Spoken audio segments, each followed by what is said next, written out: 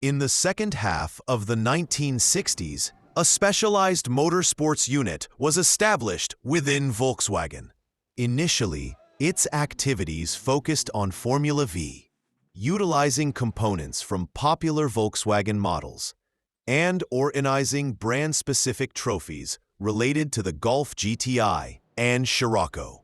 Growing fan interest and the car's successes led the Volkswagen Motorsport department to explore new avenues of development. Experimentation became a natural part of the work, and engineers eagerly attempted to push technological boundaries that would otherwise be impossible in mass production. Volkswagen designers increasingly turned their attention to Audi, particularly the renowned Quattro, which dominated rallying in the early 1980s. The desire to prove their capabilities led them to create an exceptionally bold project, a twin-engine Jetta, dubbed the Twin Jet. The vehicle was powered by two 1.6-liter GTI engines, producing 110 horsepower each. Drivers could choose between front-wheel drive, rear-wheel drive, or all-wheel drive. Built as a mobile laboratory, the car completed over 20,000 test kilometers, proving that the dual-drive concept was not only impressive, but also feasible in a more refined form. The Twin Jet proved so successful that its concept was quickly developed into another project. This time, the Scirocco 2 was the basis for which a specially enlarged 1.28-liter engine was developed, producing approximately 180 horsepower, which, when multiplied, gave an impressive 360 horsepower. With these parameters, the car could theoretically reach 290 kilometers per hour and accelerate from 0 to 100 kilometers per hour in just 4.5 seconds, boasting performance comparable to the Audi Sport Quattro rally car. The second Scirocco received two production 16V engines, each producing over 140 horsepower, and was close to entering limited production before the project was ultimately shelved. Although the production version of the twin-engine Scirocco never materialized, the experience gained from the experiments proved crucial. Meanwhile, the Golf GTI, built according to Group A regulations, was performing increasingly well in rallying, reaching up to 200 horsepower. Success in the German championship sparked the imagination of engineers, who began to ponder the enormous potential of using two engines simultaneously in the Golf.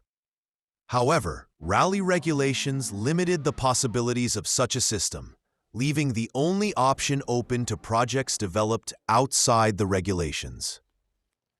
Volkswagen Motorsport found the perfect platform for its new experiment, the legendary Pikes Peak International Hill Climb in Colorado. The course, climbing to altitudes of over 4 kilometers, and with no restrictions on vehicle configuration, offered plenty of scope for design madness.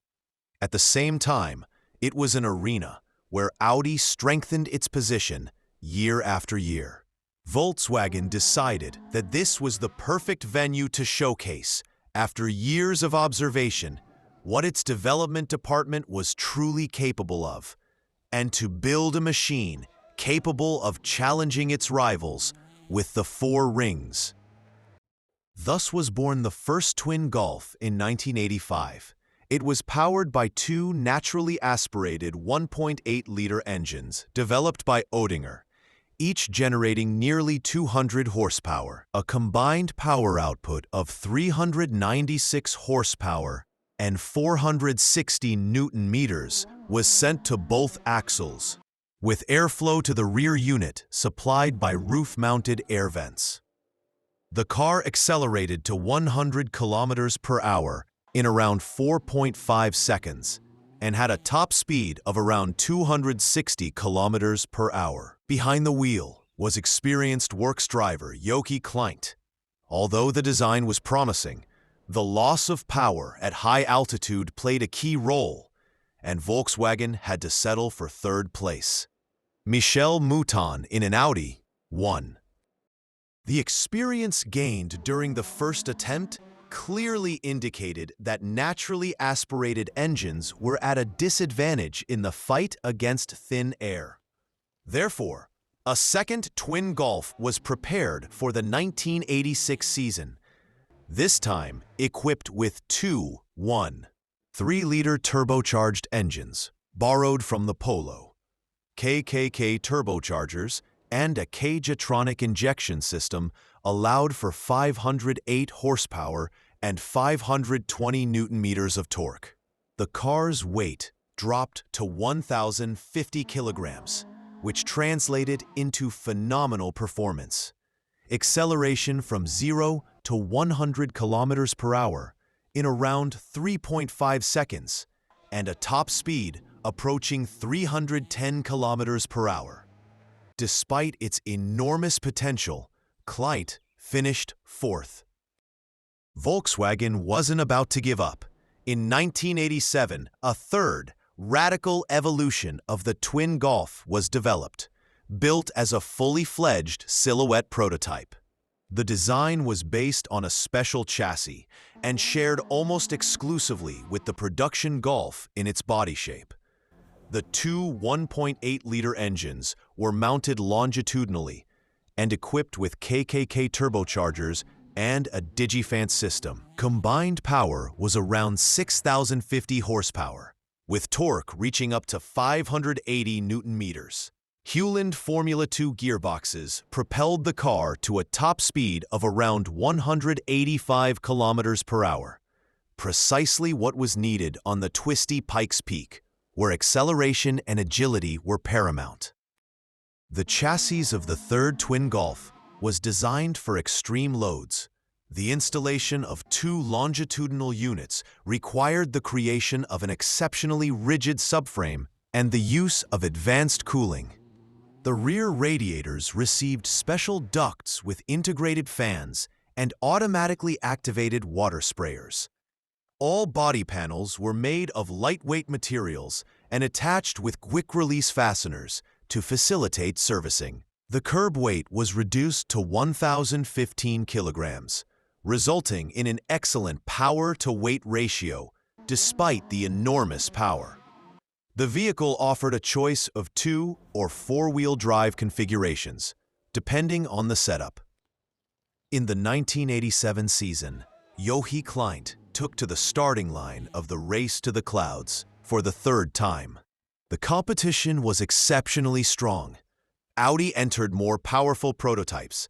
Peugeot appeared with the 405 T16 rally car developed by the team, and a Mazda with a rotary engine producing over 500 horsepower also lined up.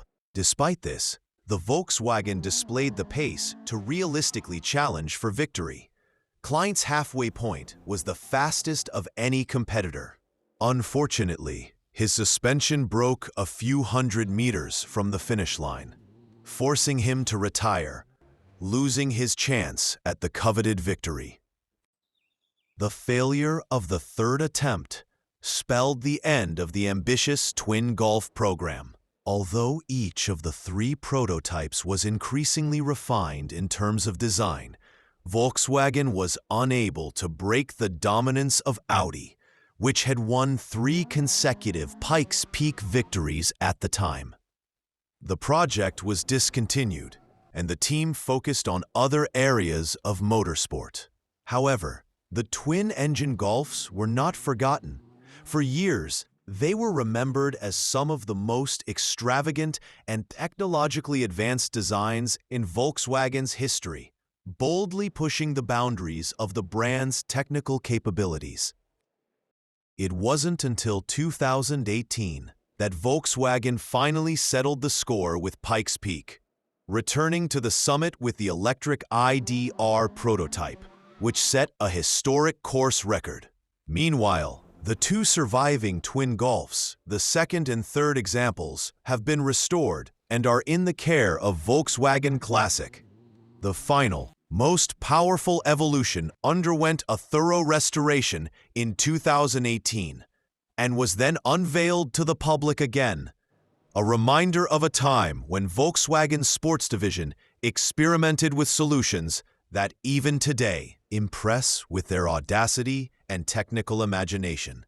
The twin Golfs remain a symbol of an era of unbridled creativity.